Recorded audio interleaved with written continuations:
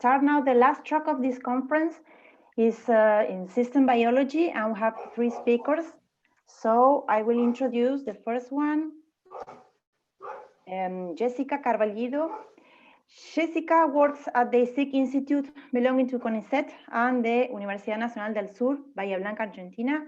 She's doctor in computer science and university professor.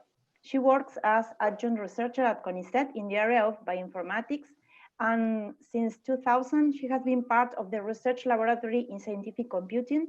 And at the beginning of 2018, she began an enrichment and fruitful collaboration with members of the Laboratory of Cancer Biology in IBIP CONICET. She's in charge of a research group project granted to the entire laboratory by the university, and she's an assistant professor at the university in programming. So she will talk about gene expression analysis, statistics, and machine learning, and I leave you with Jessica. Welcome, and go ahead. Well, my name is Jessica, as Cristina has told you. I apologize for my English first. I did some practice on this, but puede fallar. Well, this will be a short, I hope, description of some of the works that we have been doing on gene expression analysis.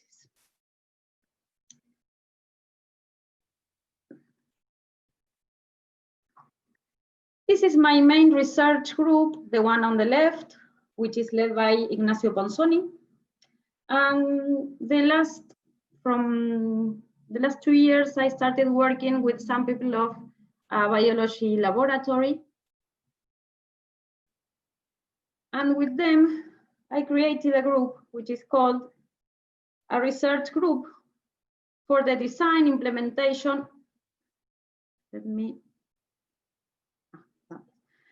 application and validation of bioinformatic tools for the analysis of omic data in the study of cancer. We work with some members of the computer science department and some of the Laboratorio of Biología del Cáncer. This is my building, which I miss a lot. And we work here in Bahía Blanca in the province of Buenos Aires. Well, the talk will be organized in the following manner. First, I will introduce the motivation, some short explanation about gene expression, the description of a microarray experiment, or RNA-seq experiment, the type of studies you can make with the information that you get from those experiments, some general applications that we have been doing.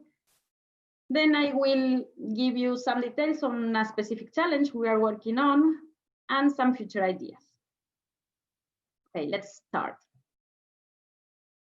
I like very much this image because it gives an idea of the importance of the genes in cancer.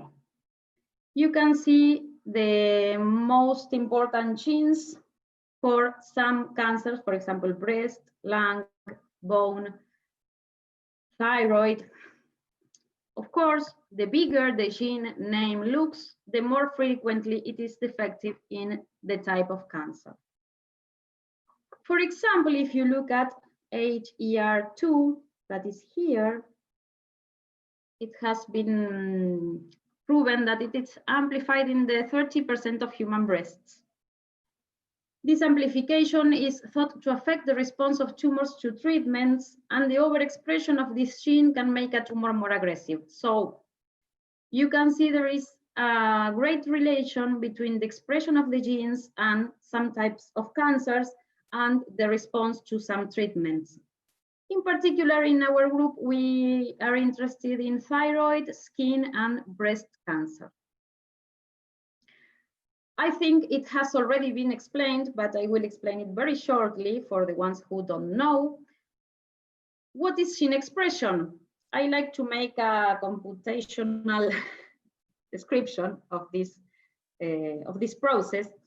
That is, you have the information of what the cell is supposed to do in the DNA. And the one that executes this information is the protein. So how does this algorithm that is saved in the DNA reach the protein? Well, this is done by the messenger RNA.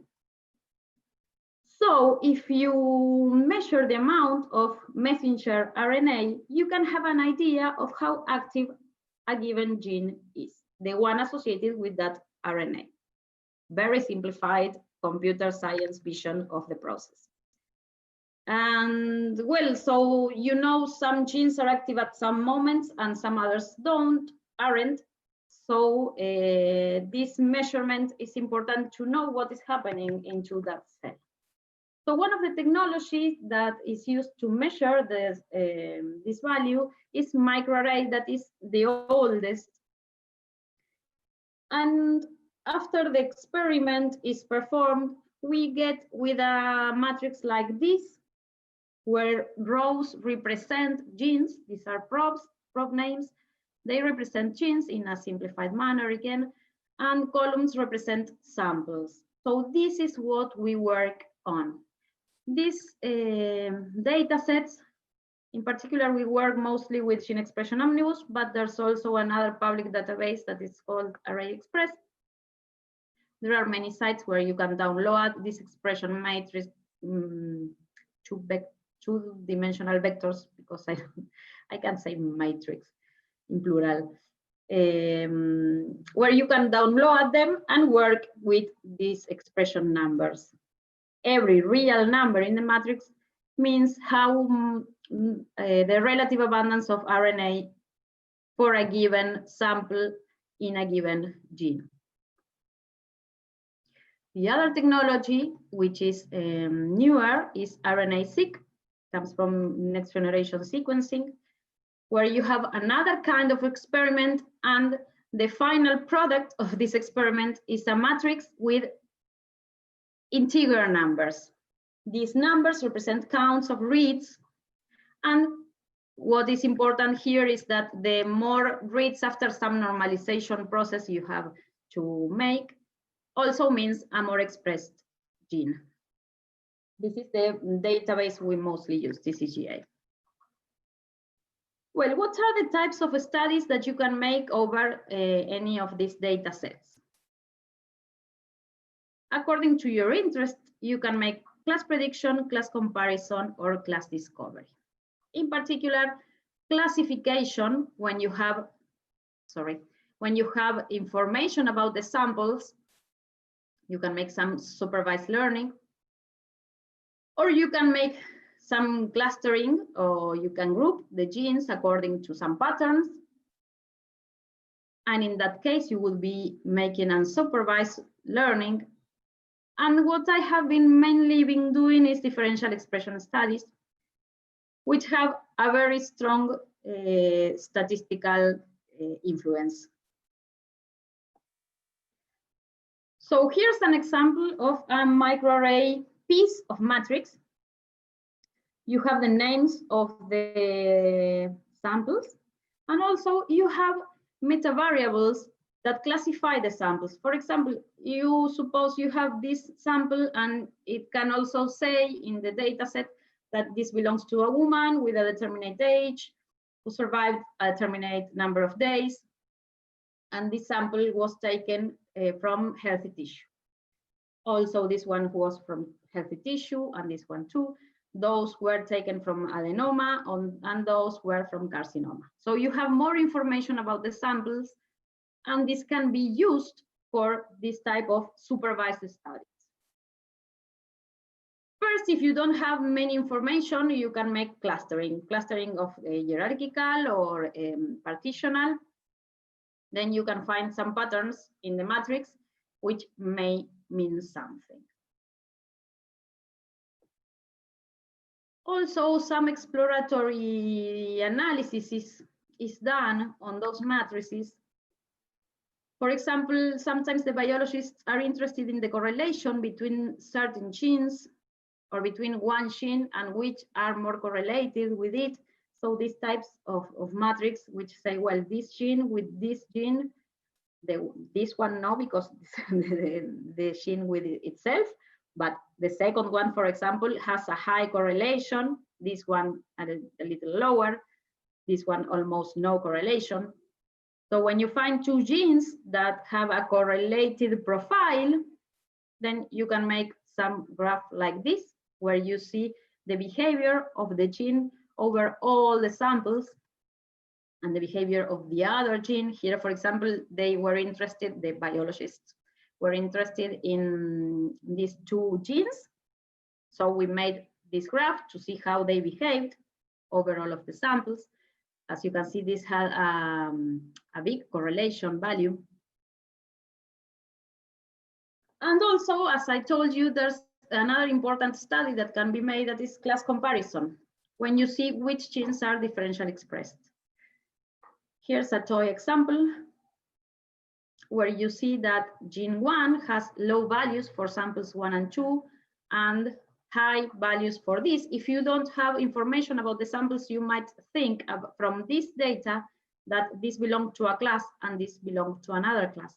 Or if you have information that this is healthy tissue and this is tumor, then you can say that gene 1 is underexpressed in these two samples and is overexpressed in tumor samples. So in a very simplified manner, this is what we do when you study for differential expression. We look for genes that have differential expression values in the different groups associated to the samples.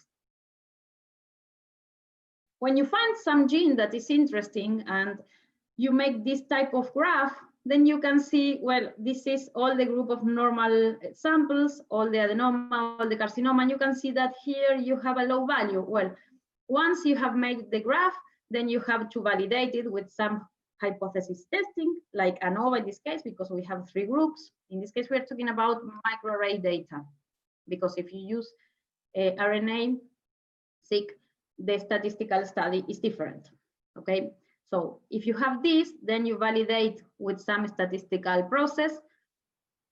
And also you can look for information about the gene to see whether this is coherent or not according to biological properties. For example, in gene cards, we look for the name of the gene, and it says the protein encoded by this gene is a putative tumor suppressor protein.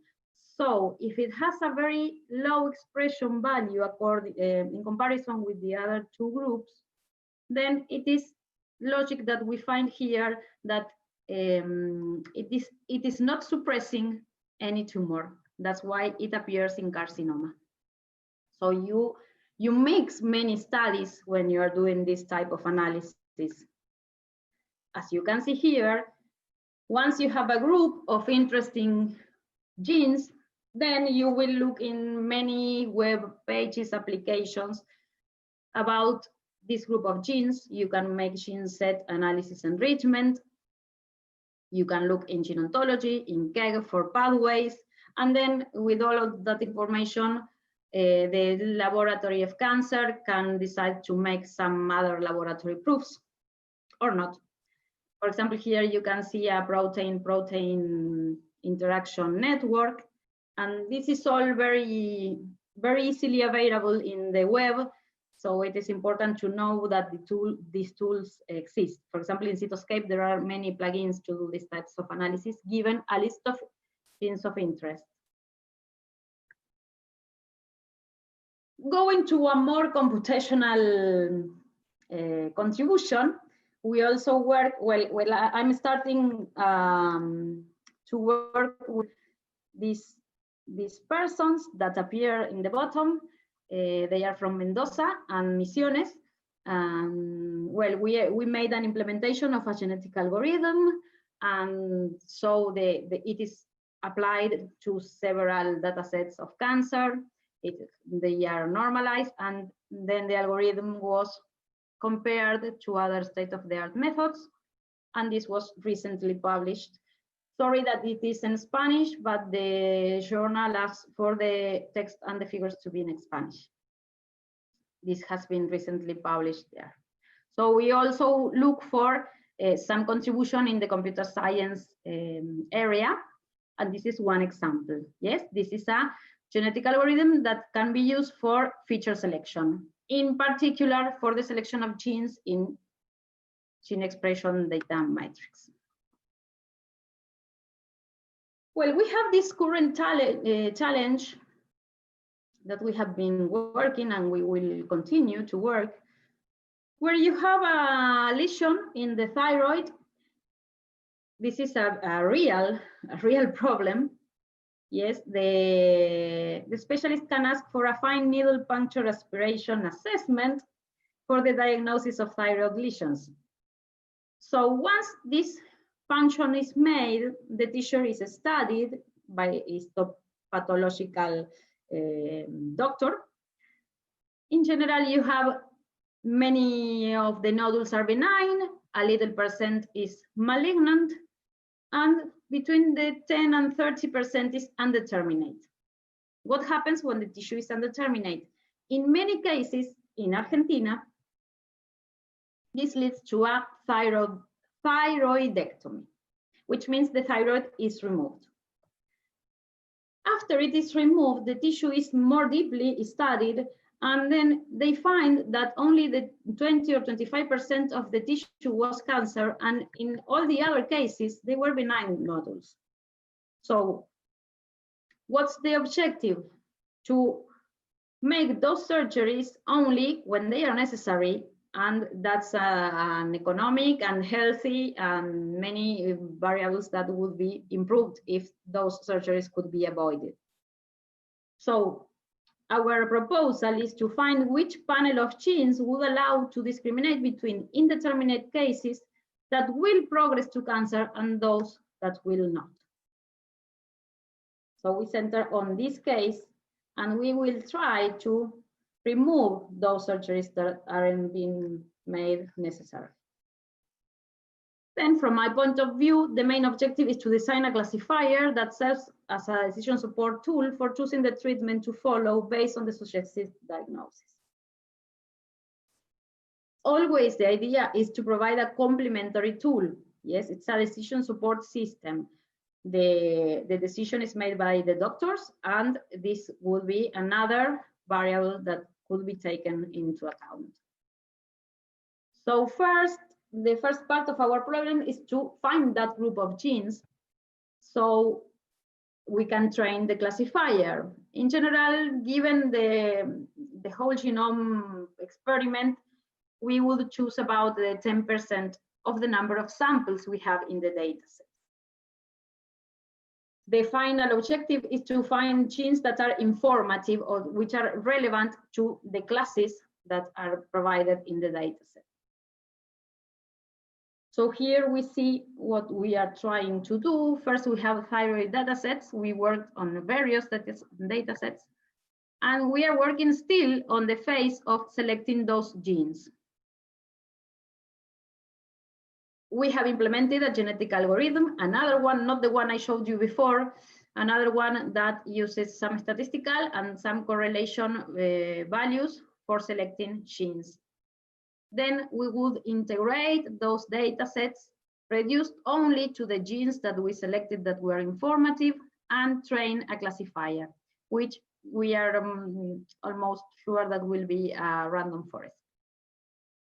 Once we have the final classifier that we don't have yet, then the idea would be, you make the path, the function, and then if you have that range of undeterminate cases, then you can combine the result with the decision of the classifier. You give the expression of the genes, gene A, B, and C. Suppose we selected 3 genes.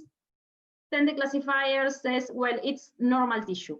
It predicts a normal tissue. So this could lead to a decision that maybe in 3 months you make another study and you don't make the surgery in that moment. That's the final goal.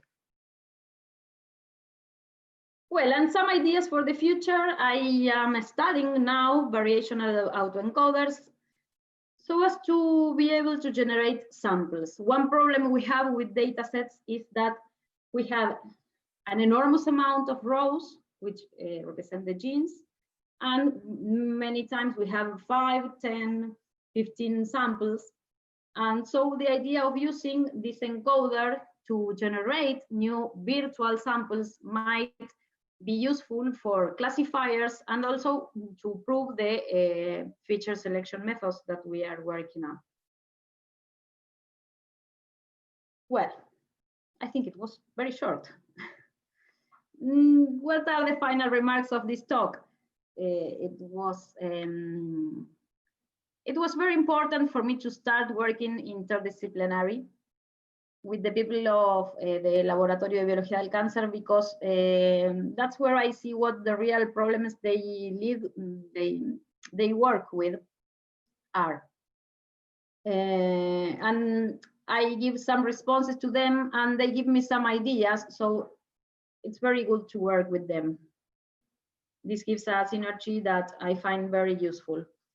And also this idea with the classifier for the reduce of surgeries in thyroid cancer has a potential of transfer to the industry. In Chile, there exists a kit that makes this. Well, the idea would be to have one kit here. So that's another point that I think it's very strong of this type of research. Well, thank you. And I'm here for any questions that you might have. I think we will have time. I think I did it very short and fast. Yes, Jessica, we are right on time, and I thank you very much for your nice talk. And thank you for being here with all the complications we have, our children and etc. So thank you very much. And we have time. We are running out of time, but we have time for 2 questions. The first one says, Anna Carolina Heidenreich. Jessica, thank you for explaining the analysis in such detailed level. I wonder about the normalization steps you mentioned. Is it between samples? How do you perform it? When I talk about normalization, it was in RNA-seq. And there are several types of normalization. You have to see which package you use in. I work mainly with R, so I can't give you one. You have to normalize with the library size for the samples. And also you can have to normalize according to the size of the gene. So you have 2 types of normalization. It's not something I can explain that easily. You should look for the different methods in R and see which one should be applied. Sure, thank you. And then we have another question. Nice presentation, thanks. Which criteria do you use to select the machine learning approach for a classification problem? For instance, why random forests are not a support vector machine or other techniques? Well, support vector machine is competing with random forest. The idea is that we, in general, have some of the genes that correlate. And this, for example, for regression is not good because you have to not have multicollinearity, a different word in Spanish. So this is one of the issues that we need some of the genes correlate, that are the variables, that are the input variables. So some classifiers do not work well with these types of genes. This is one of the main aspects we have in consideration. Okay, let's see one more. No more questions. Well, Jessica, thank you very much for being here and for your presentation. I appreciate, and I will... Thank you for inviting. Please.